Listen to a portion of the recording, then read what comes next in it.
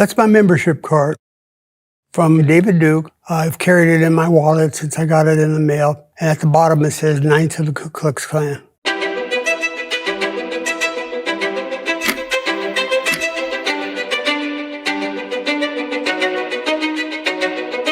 How did you come to infiltrate the KKK, Ron? It's a fluke.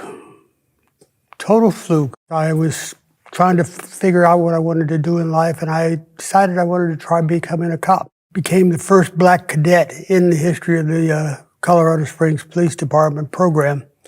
I later became the first black cadet to graduate from that program and become a full-fledged police officer. From that point, I became the first police officer, black police officer, to become a detective.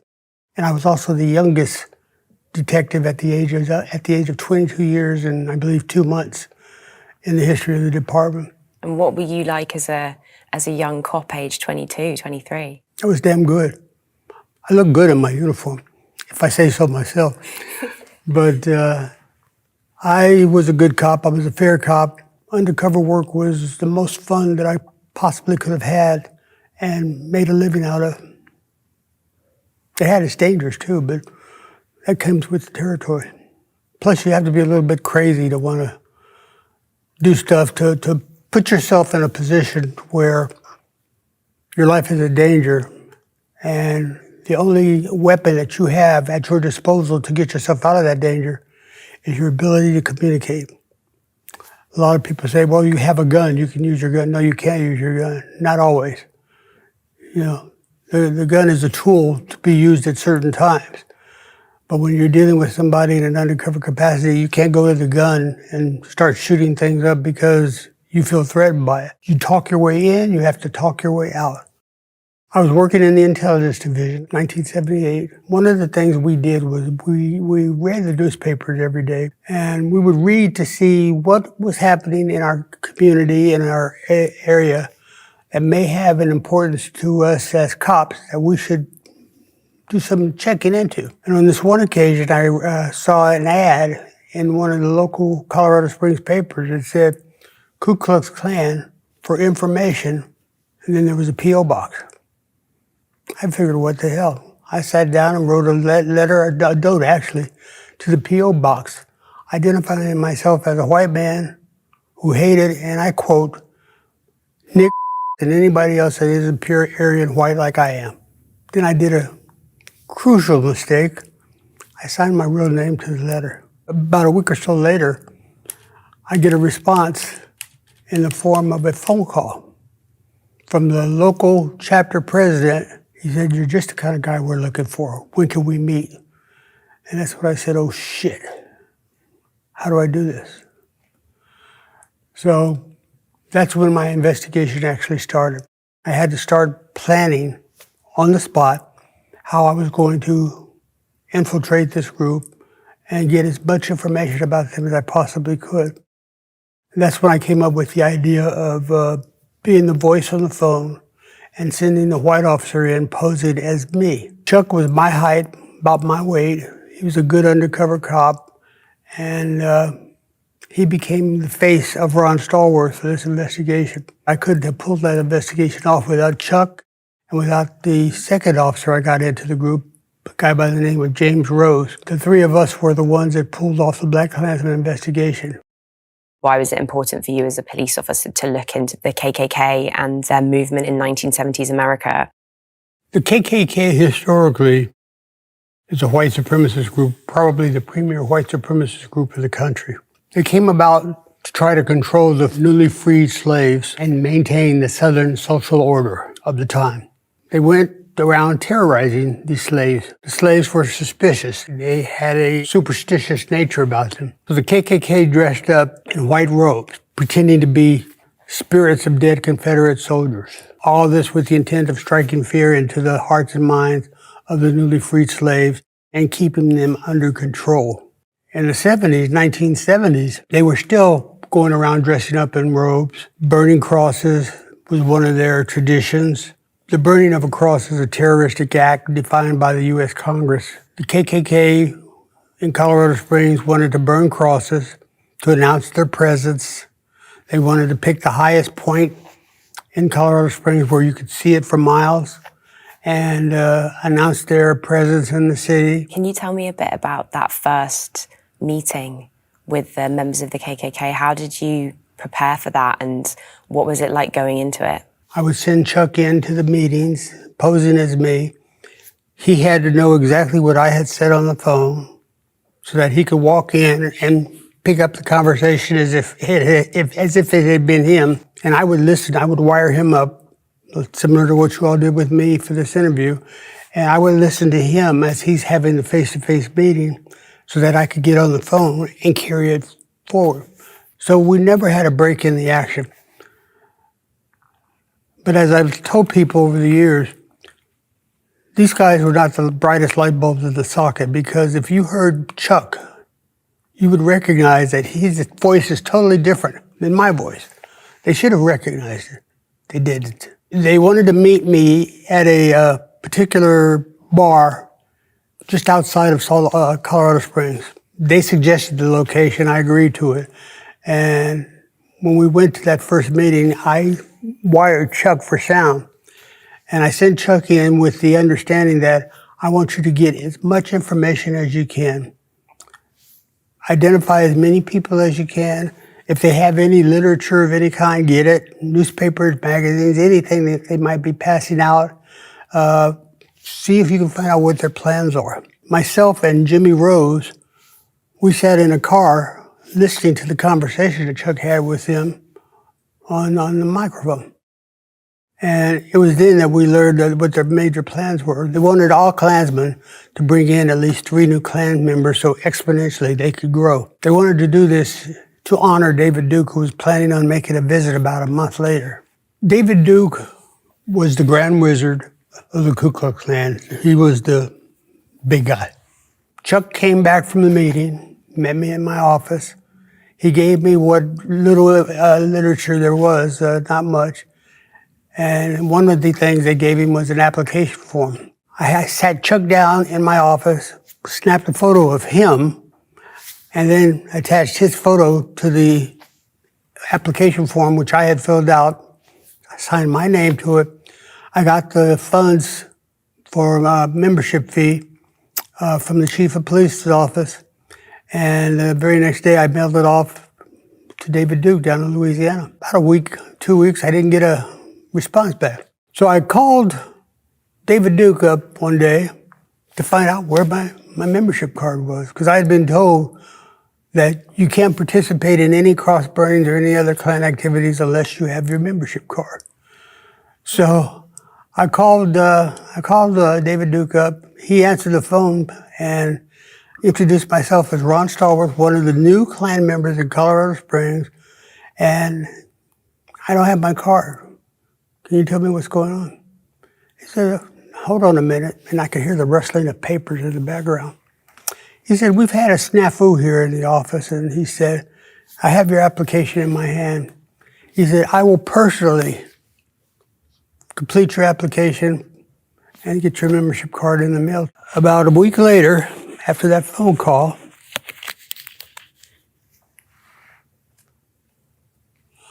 that's my membership card from David Duke, issued by David Duke.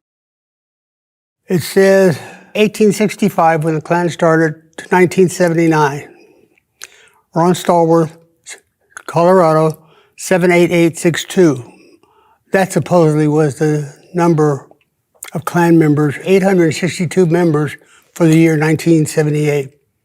I never believed that either. And at the bottom it says Knights of the Ku Klux Klan. I've carried it in my wallet since I got it in the mail. And I'm often asked, why do you carry that?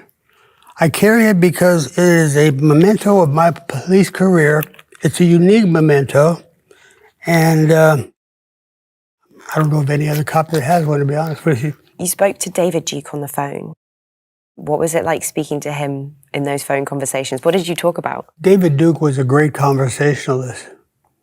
If you had him here right now talking to you, you would be fascinated. He speaks very well. He's very polished. I started calling David Duke about once every week. I'd give him a call. for no other reason, just to say, hi, David, how you doing? Or, hi, Mr. Duke. Everyone called him Mr. So I'm pretending to be a white supremacist. I called him Mr. too. So you'd compliment him and say all these wonderful things about him, and he loved it. So I would say, hi, Mr. Duke, how you doing? How are things? How's the wife and kids? And we would have conversations about everything. He talked about his wife, he talked about his children, we talked about sports, but he had one flaw, one strong character flaw.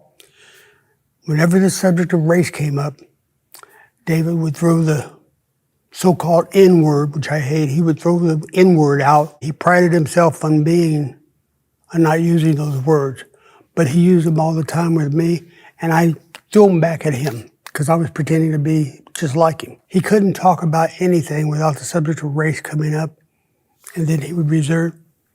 I referred to him as a Dr. Jekyll, Mr. Hyde personality. He would be Dr. Jekyll, very nice, polite, and as soon as the subject of race came up, Mr. Hyde came out. And that was when the monster in him, the beast in him would come out, very deceptive, dangerous, in fact. And how did you feel during these conversations? What's going through your mind kind of in your undercover role, but also having to hear that hate and that white supremacy? I get asked that a lot. I was playing a role again, keep in mind. I was acting, quote unquote. I had to talk to him in the manner in which he was communicating to me. So I had no feelings regarding it whatsoever. If anything, I was cracking up laughing at the fact that he was being made a fool of. My sergeant, my late sergeant, would sit there, who was a big, strong supporter of me in this whole investigation. He would sit in his desk listening to my end of the conversation. We didn't have a public address system in the office. But he would hear my end of the conversation, and he would be cracking up laughing, turning red in the face, and several times he literally fell down on his knees out of his head of his chair, laughing so hard at what I was saying to David Duke, and turning red in the face and choking. It was like a Saturday Night Live skit. And sometimes he was losing his breath so bad, he would run out of the office into the foyer of the detective division, and he would tell the people out there, "You'll never believe what that crazy son of a bitch is saying to David Duke." And so I would have some detectives coming into the office to listen to my end of the conversation. They would start cracking up and run out of the office laughing and everything because I'm supposed to be by myself. So we would all be cracking up laughing. Even me started laughing. And I had to catch myself, cover the phone a lot, get some chuckles out, and then get back on the phone and start talking to David Duke again. The thing was a lot of fun. It was a lot of fun. And all the time this was happening, we're making fools out of them. They didn't know it. You have to understand, part of the white supremacist philosophy, be it the Ku Klux Klan, Nazi party, anything, part of their philosophy is blacks, minorities, don't have the basic intelligence that white people have. They see us as nothing more than chimpanzees or gorillas. So we can't possibly be educated enough to do some of the stuff that I was doing. I took great pride in the fact that this chimp, this gorilla, this ape, was making an ass of the Grand Wizard of the Ku Klux Klan. And then in a kind of strange twist, I guess, you end up being asked to look after David Duke. David came into Colorado Springs around January, I think it was, of '79. We were getting death threats. There was a lot of protest marches and meetings and whatnot going on. And there were death threats being directed at David Duke and other Klan members. Got a call one day from the chief of police's office, told to report to him. I went to his office. He said, "We got reliable reports that somebody's going to do something to this man, David Duke." He said, "I don't want anything happening to him in my city. I want you to go where he's going to be at." I said, "Chief, I'm talking to this man on the phone almost every day, every week." He said, "I'm aware of that." He said, "But I have nobody else available. You're it." see that he gets out of my city alive. I said, well, okay. So I went to where David Duke was. I introduced myself to David Duke. I said, I am a detective with the Colorado Springs Police Department. Never said my name. I said, and we are getting credible death threats against you. I said, I have been assigned to be your security for the remainder of your time in Colorado Springs. I said, now I don't agree with your philosophy or political ideology. I said, but I am a professional and I'll do everything within my power to see that you get out of my city alive. I said, Mr. Duke, no one will ever believe me when I tell them that I was your bodyguard. Would you mind taking a picture with me? He said, oh no, not at all. So I went up to David Duke, and he had, again, the Colorado Grand Dragon, the state leader, was with him, and Ken O'Dell, the chapter president in Colorado Springs, was with him. So I went up to David Duke, and I put my right arm around his shoulder. And he pushed my arm away. He said, I'm sorry, but I can't be seen in a photo with you like that. I said, I understand. Wait a minute. I walked up to Chuck, the white Ron Stallworth. I gave the Polaroid camera to Chuck. And I stood between David Duke on this side, the Colorado Grand Dragon, the state leader, on my left. And I stood there with my hands down like this. And when I gave the camera to Chuck, I said on the count, when you hear me say 3, snap the photo. So I stood like that, and I said 1, 2, 3. And on the count of 3, Chuck snapped the photo. David Duke bolted away from me and ran to Chuck to grab the photo. I was a split second faster than him. I grabbed the photo of the Polaroid as it's coming out of the camera. David Duke tried to snatch it out of my hand, and I said, if you touch me, I will arrest you for assault on a police officer. That's 5 years in prison. Don't do it. Don't do it. And he stood there, literally with egg on his face. His followers were standing there watching. Everybody got silent, their mouths hanging open. In that moment, I owned David Duke. The Ku Klux Klan was destroyed in the minds of people because their leader, their fearless leader, had no power, no authority. He looked at me for a while, then he turned around and he slunk away, proceeded to give a speech to his followers about white supremacy and this, that, and the other, and I had just destroyed his premise right there. So that was a very significant moment and a very fun moment for me. Why did the investigation come to an end, Ron? I sent Chuck in for another meeting. And during that meeting, Ken O'Dell, the chapter president, told Chuck he was going to move back to his home in San Antonio. And he said, we've taken a vote, we meaning the Klan members. And he told Chuck, because you have been a loyal and dedicated Klansman, the vote was unanimous. We want you to become the new leader, you, Rod Stallworth, to become the new leader of the chapter. I said, wow. We go back to the office, I'm talking to Chuck. Next day I had a meeting with the chief of police and I told the chief, let's keep this thing going. Imagine what damage we could do to the white supremacy movement in the state of Colorado. What information we can uncover if Ron Stallworth, Chuck, is sitting at the head of the Ku Klux Klan and interacting with all the other white supremacy groups in the state and around the country. Imagine what we could do. He said, I want you to end it right now. I said, why? He said, it's gone too far. It's gone on long enough. It's gone too far. I want you to end it. Don't answer your phone anymore. Don't go to any more meetings. I want Ron Stallworth Klansman to disappear. I argued as best I could, as vehemently as I could, and the chief wasn't going to be persuaded otherwise. And then he said this to me. Don't go to any more meetings, don't talk to anybody else on the phone, and destroy all the reports that have been written. I don't want anyone to know that we have had officers in the Ku Klux Klan.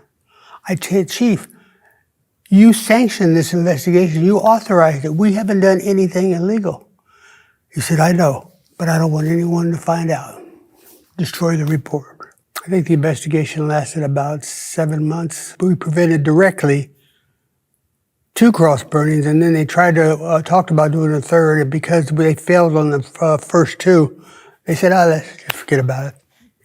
So no minority child in particular, but no child period, ever had to wake up in Colorado Springs and look out on the horizon and see a burning cross, because we stopped it. In Colorado Springs, we identified, I think, a total of 12 members that we never knew about before that. So it was a successful investigation. When people ask me, what did you accomplish? That's what I tell them.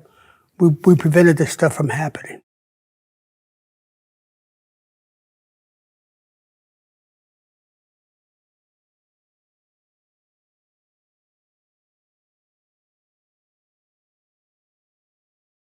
Black Klansman is not a movie. It's a movement. Because the people that were going to the theater to watch this movie, the reaction was unbelievable. They would see it and see the ending, which was true footage of literally a homicide by the white supremacy groups in Charlottesville, Virginia, with Heather Heyer. And Spike Lee got permission from her mother to put this scene in there. And that was the ending of the movie. And people would come out of the theater in tears, seeing the whole movie, seeing how they were treating blacks, or were talking about blacks and other minorities, and then seeing that scene at the end. People were having a visceral reaction to this story, to this movie.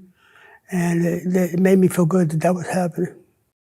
A final question that actually Lamorio put forward, so would you like to ask it?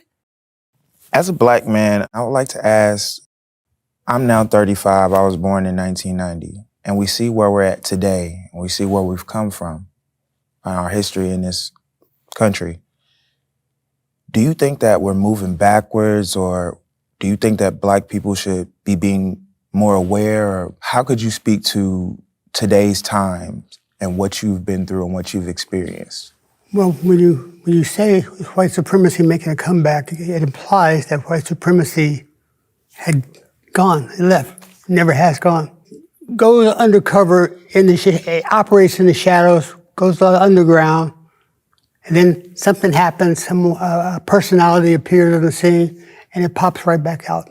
You all might not know that it's something that goes on in like black culture in America. Is said that, there's always the speech that is had, especially if you have a son. The talk. The talk, yeah. And it's really hard. I got it myself at a young age. And it goes along the lines that, your mother or your father sit you down and they let you know the reality, the truth of your future in America. How do we continue that conversation today? We should. We should. My son is 40 and 36. I had to talk with them a long time ago. Unfortunately, they didn't listen to me. But we should inform our young men, child, and women to let them know that this is what you're facing by virtue of your skin color. This is how America sees you. You were born like this. You are blessed with this skin color. It's a beautiful color. Don't feel any shame in it. Be proud of it. Do what you can individually to uplift the race and to educate your